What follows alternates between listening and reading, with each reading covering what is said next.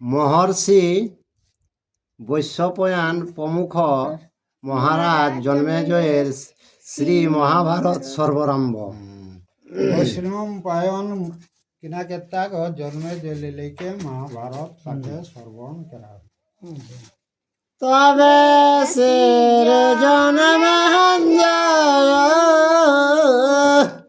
মুনির পায়ে জিজ্ঞাসেলা পুণ্য কথা বিনয় করিয়া গো বিনয় করিয়া। তো জন্মে জয় বৈষ্ণব পায়ন মুনিকে পাইলিকে তখন তাকে চরণে নিবেদন জানাবে, হে মুনিবর, এই যে পুণ্য ভারতের কথা ইয়ার পর তুমি শ্রবণ করাও। আর জগতে বিখ্যাত যে বই সপায়ন মুনি কহিতে লাগিল তত্ত্ব ভারত কাহিনী গো ভারত কাহিনী। তো যে মুনিবর সব যোগ তত্ত্বে পারদর্শী একে তখন সেই জন্মে জলিলেকে বৈষ্ণব পায়ন কিনা কেলাগন ভারত কথা শ্রবণ শোনা শুরু করবে। আর খণ্ড শেষ পাপ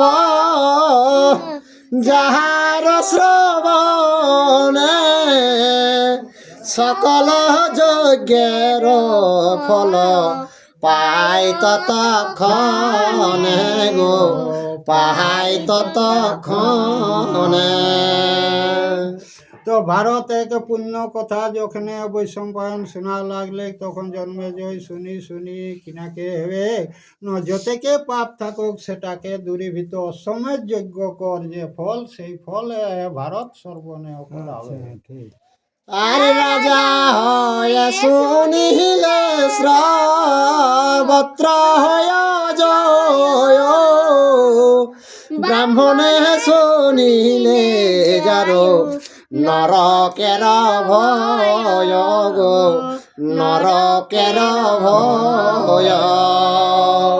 যে ব্রহ্মঘাতিক যে ভয় সেটা কে গে ভারত সর্বনে তোমার আর কোনো ভয় থাকবে নাই। আর বৈশ্য শূদ্র শুনিলে খন দয়ে সব দুঃখ অপুত্র শুনিলে দে খয়ে পুত্র মুখ গো দেখয়ে পুত্র মুখ। তো চার জাত সবে গেলা প্রমাণ করলে ব্রাহ্মণ বৈষ্ণব শূদ্র যে ভারত সর্বন কেতাক যদি অপুত্র থাকে তো তেই পুত্র মুখ দেখি পারতা একান্ত মনে সর্বন করলে। আর রাজা ভয় শত্রু ভয় পথি ভয় আদে বিবিধ দুর্গতে খণ্ডে আর যত ব্যাধি গো আর যত ব্যাধি। তো যে ব্রহ্মঘাতি আরো যত রাস্তাঘাটে ভয় আরো যত আয় সেগুলা ভারত সর্বনে সব খণ্ডন।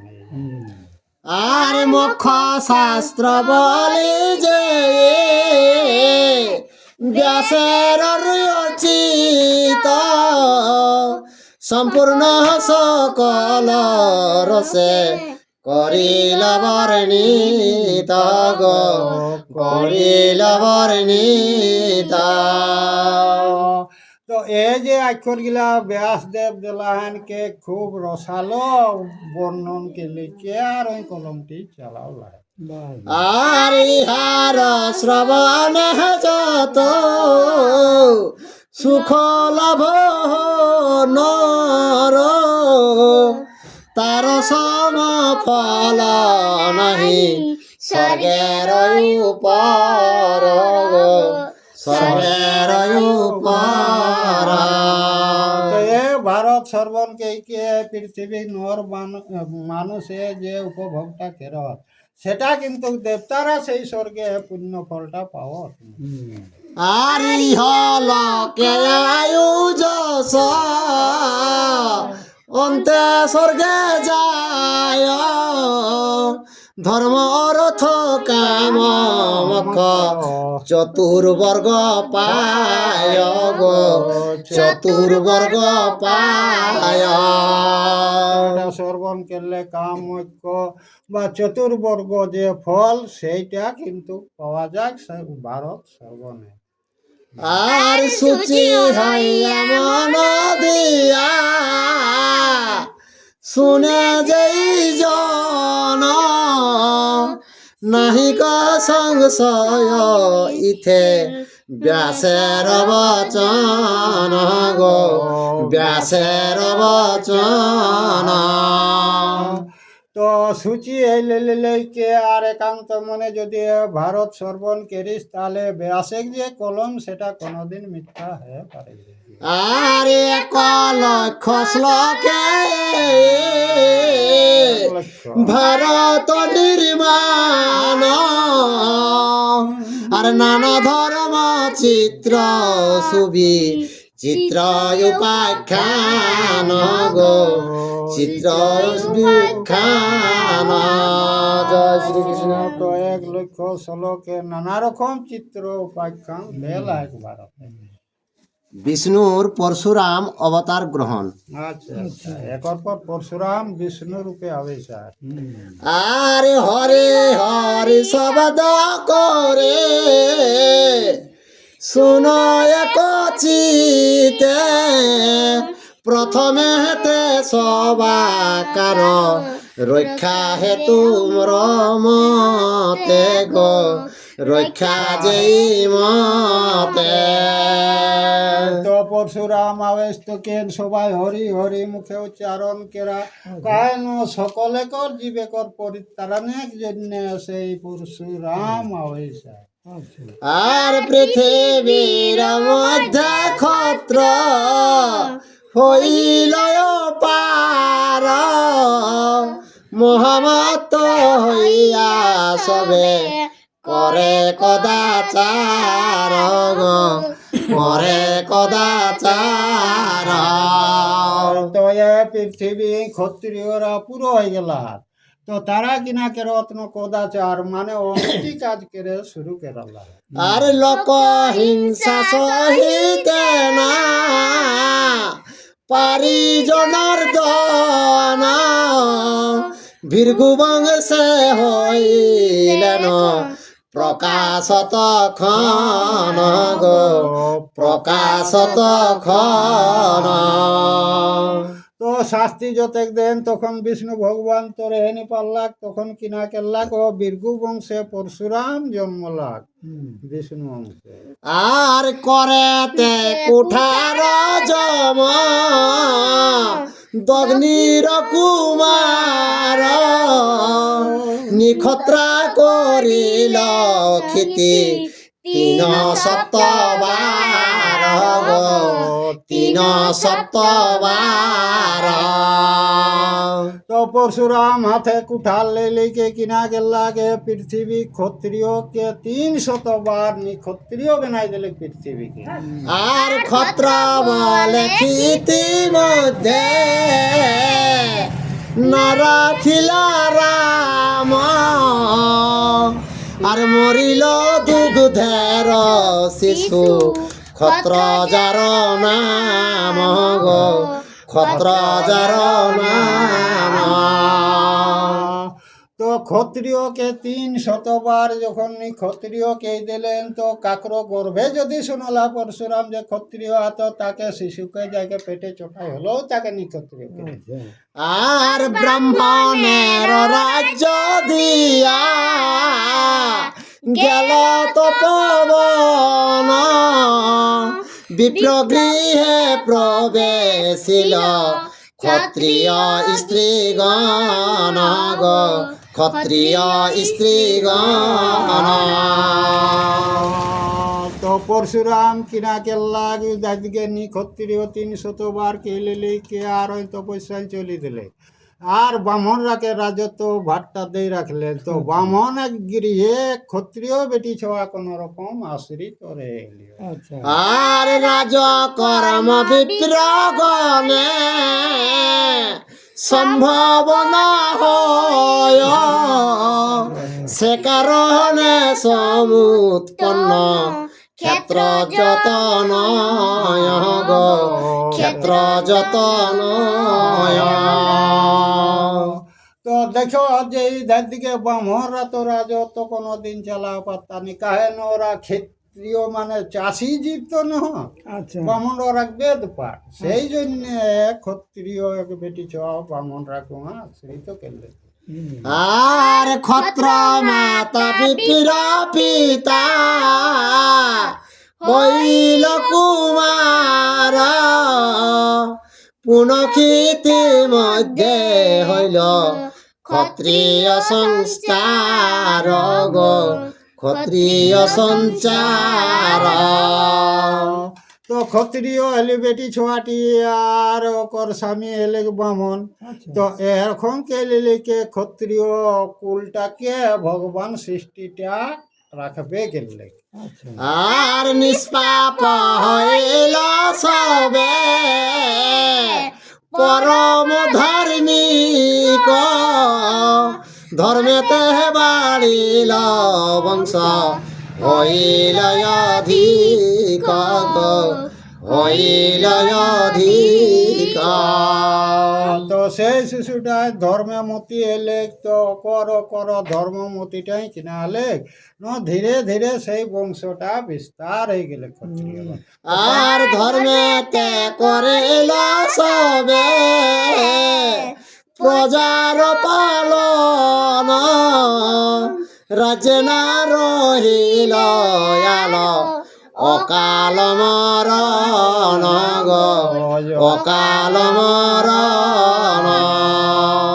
তো সেই ক্ষত্রিয়টা যখন এই যে প্রজারাকে পালন করে লাগলেন, তখন কেশন পালন করে লাগলেন, অকালে কাকর মৃত্যু হবে এলেন। আচ্ছা আর নিজ নিজ ভিত্তিতে করেন সবে কর্ম, ব্রাহ্মণ ক্ষত্রিয় বৈশ্য শূদ্রে যেই ধর্ম গো, শূদ্রে যেই ধর্ম। তো সবকে নিজে নিজে একটা বৃত্তি দিলেন, নিজে নিজে ধর্ম নিজে বৃত্তি রূপে কাজ করি লেকে চালাবে। আচ্ছা আর পাপের প্রসঙ্গ নাই, ধর্মেতে তৎপর, সাগর অবধি খিতি পূর্ণ হইল নর গো, পূর্ণ হইল নর। ধর্ম আর পাপে কে কোনো নাই, তো এই ধর্ম পথে চলে আচ্ছা যতেক জীব সাগর পর্যন্ত জীব পুরো হয়ে গেল। তো ক্ষত্রিয়র মধ্যে এখন কোন গিলা হাত পাঞ্জাবিরা এখন। আচ্ছা তো পাঞ্জাবি যদি তোরা ঝাঁকলা তো ঘুরি নিজের শরীরটাকে হলেও চিরি লেগে রক্ত দিতে, তবে ওটাই খড়া তা পাঞ্জাবি, বাস বাস বাস নাহলে ওই ঝাঁকটাক নেই, ওটা ঝাঁকলেই রক্ত লেতে বাস না হয় মার্ডার করতে হবে, হুম, ওকর কোন পুরো লাগে। আর স্বর্গের বৈভব পূর্ণ হইল ক্ষিতি মাঝ, রাজগণ হইল দ্বিতীয় দেবরাজ গো, দ্বিতীয় দেবরাজ। তো সেই ক্ষত্রিয় রাজা লিলিকে জানবে স্বর্গে করে ইন্দ্র যেসন, সেই রকম সবাই এই সংসারটাকে পালিত করে লাগবে। আচ্ছা আর অনন্ত রাজতে কদা নবদত্ত গণ, দেব হইতে পরাভব হইল যখন গো, হইল যখন। তো দেব দৈত্য নাগ নর যতেক দৈত্যরা দেবতারা সঙ্গে যখন পরাজয় হলা, আচ্ছা সেই তখন কথাটা কিনা চলে গেছে। আচ্ছা আর সুখ ভাগ্য স্থান খিতি দেখি মনোরম, ভোগের কারণে নীল মনুষ্য জনম গো মনুষ্য জনম। তো এ পৃথিবীটা নানা রকম এক সুখের ধাম একে। তো সেই ভোগের কারণে যতেক দেবতারাও এ মরতে আবে কর লালসা কেরত কাহেন এঠিন এক ধর্ম এঠিনলে যাহা যাবে, কিন্তু কৃষি ভূমি এলে গে এঠিন ধর্ম বা পাপ কেড়ে গেলে মানুষ রূপে ছাড়া হয়ে গেলে। তো দেবতারা যখন এ মানুষের তপস্যা কেরত অতিরিক্ত, তখন দেবতা ইন্দ্র কিন্তু কাঁপে, তখন যাইকে ফের ব্রহ্মাকে লালিশ করে বাছে আমার স্বর্গটা দখল করে দিনে তপস্যা করে। আচ্ছা, তো যে কোনো লোকে তপস্যা করলে ইন্দ্রকে আগে ভয় লাগে। কিছু করে গেলেই তোকে মানুষ মূর্তি ধারণ করে যেত, নাহলে তো কিছু করে মানুষ পারবে না। রূপে ছাড়া ধর্ম উপার্জন হবে কি না? দেব রূপটা হলে একটা আলাদা রূপ, ওটা মানে ধর্মীয় রূপ হলে ওটাই মানে তুই কিছু কোনো মানে ইহা করে পারিস নি। সুর সাজ কোন আর মানুষ রূপে যা করবে আইকে না মানুষে কেউ ছাঁচি ছেনা মধু ঘিত মধু হাতে খাই রে বাবু দেবতারাকে আমরা দুজন তবে মহকটা লোক। হ্যাঁ, তো সেইটা তোকে সব হাতে খাইলাই দেহ, আর কেউ হাতে পায়ে কেড়ে কাজ মুখে কে হরি নাম গুণগান। তো মুক্ত হরি গুণগান তো আতো নি কাহে না কব, তো সতসঙ্গ করবে নি তো টাটকাই কি মুখে উচ্চারণ হতে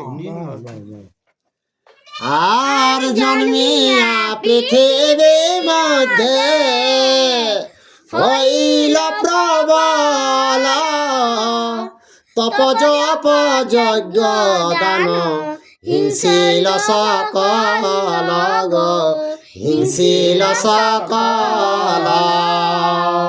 তোরা তো প্রবল হয়ে গেলা, তখন কিনা আলেক তো জব তারাকে হিংসা করে লাই শুরু করলে। আর দানবের ভার ধরা না পারে সহিতে ব্রহ্মারে জানায় গিয়া বিষাদিত চিতে গো বিষাদিত চিতে। তো দানবরা যে অন্যায় পৃথিবী মাতায় ভার সহ্য করে পারিস নি, তখন কিনা করলি পৃথিবী মাতায় জ্বালে লিখে সেই ভগবানকে লালিশ জানাবে। আর কাতরে কহেন সব বিনয় বচন অবিরল অশ্রু জল ঝরে দুনয়নে গো ঝরে দুনয়নে। তো পৃথিবী মাতা কে করুণ ভাষে ভগবানকে জানাবে, গাছ চৈখে অবিরিত অকর পানি ঝরে শুরু হলো। আর ক্ষিতির রদন দেখে কমলয়াসন পৃথিবীরে কহিলেন প্রবধ বচন গো প্রবধ বচন। তো পৃথিবী করুণাটা দেখিলে কে শুনিলে কে, আর সেই প্রবদ বচন বিষ্ণু ভগবান কিনা কে। আর না কর ক্রন্দন তুমি স্থির কর মন উপায়ে তোমার কার্য করিব সাধন গো করিব সাধন। তো হে পৃথিবী মা, তুমি কেনে এত রোদন করছ? তুমি থির হো, তো উপায়ে তোমার যে কষ্ট সেটা দূরীভূত করা যাবে। আচ্ছা, আর তোমার উদ্ধার মিলে সব দেবগণে আর নর রূপে জন্মাইব অসুর বিধানে গো অসুর নিধনে। তো বিষ্ণু ভগবানকে হে পৃথিবী মাতা তুমি সহ্য করো, কে যত যে দেবতারা আছে তারাকে সকল এই পৃথিবী জন্মাবো, আর ওই অসুররাকে দমন করা যাবে। আর এত বলে পৃথিবীরে করিয়া মেলানে দেবগণে লইয়া যুক্তি করে পদ্ম জনি গো করে পদ্ম জনি। বিষ্ণু ভগবান সেইটাকে লেকে মেলানি বিদায় করলেন, আর যতেক দেবতারাকে লেকে সেই ব্রহ্মায় নানা রকম যুক্তি করে লাগবে। আর প্রবল অসুর গণে হইল ক্ষিতি ভার হরিবিনা কার শক্তি করিতে সংহার গো করিতে সংহার। তো এই যে অসুররা যে কাজ দেখাইলো পৃথিবী ভাত তো কোনোতে সহ্য করতে পারছে না পৃথিবী মাতায়। আর চল সবে কহে গিয়া দেব নারায়ণে এত বলে ব্রহ্মা সহ যত দেবগণে গো যত দেবগণে। কে ব্রহ্মাকে তাহলে হে দেবগণ চলা তাহলে সেই নারায়ণকে জানা যাক, আমরা যে দুঃখ সেটা তাকে জানা যাক। আর ঊর্ধ্ব বাহু করে স্তুতি করে প্রজাপতি কৃপা কর নারায়ণ অনাথের গতি গো অনাথের গতি। ব্রহ্মা যাইলে লেকে জড়া তুতি কে লেকে কে হে ভগবান তুই অনাথে গতি একে তুই ছাড়া আর পৃথিবীর ভার কোনতে হালকা হেবে পারে নি। আর সর্বভূত আত্মা তুমি সবার জীবন তোমার আজ্ঞায় সৃষ্টি হইল ভুবন গো হইল ভুবন। তো ব্রহ্মাকে হে ভগবান তোর আজ্ঞাকে আমি যত জীব সৃষ্টি করলাম না তোর আজ্ঞায় যত পৃথিবীর জীব পালন হব। আর হেন সৃষ্টি নাশ করে দানব প্রবল তোমা বিনা রক্ষা নাহি মজিল সংসার গো মজিল সকল। তো দানবরা তো খুব প্রবল হয়ে গেল থেকে তুমি ছাড়া এই সংসারটা সৃষ্টিটাকে নাশ করে দিচ্ছে দানব। আর কাতর হইয়া ব্রহ্মা করিলেন স্তুতি করিলেন অনুজ্ঞা কৃপায় লক্ষ্মীপতি গো কৃপায় লক্ষ্মীপতি। তো ব্রহ্মদেবে কর তুতি ভক্তি দেখিলে লেকে সে লক্ষ্মীপতি ভগবান তাকে সেই কৃপা করে। আর তোমার বচনে ব্রহ্মা হইব অবতার আপনি খণ্ডিব আমি অবনির ভার গো অবনির ভার। তো ভগবানকে কিনা হে ব্রহ্মদেবকে আমি আপনি পৃথিবীর ভার হরণ করার জন্য খেতি মাঝে আমি যাব। আর নিজ নিজ অংশ লইয়া যত দেবগণ সবে জনম লইয়া মনুষ্য ভবন গো মনুষ্য ভবন। তো ভগবান কেন তোরা যত দেবতারা আছিস তোরা যত সম্বল নিয়ে পৃথিবী নর গৃহে জন্মগ্রহণ করো তারপরে ভগবান অবতার পৃথিবীর ভার হরণ। আর এতে কয় আকাশ বাণী শুনি প্রজাপতি ততক্ষণে আজ্ঞা দিল দেবগণপতি গো দেবগণপতি। তো ব্রহ্মায় আকাশবাণী সেইটা যখন শুনি পাওলা তখন দেবতারাকে আইলে লিখে আর সবকে সেই কথাটা শোনা হয়। আর দেবতা গন্ধর্বরা যত বিদ্যা ধরে সবে জনমল গিয়া ধরণী ভিতরে গো ধরণী ভিতরে। তো ব্রহ্মা অর্ডার করলেন যত দেবতা আছে তারা সবাই এই পৃথিবী জন্মগ্রহণ করেছে।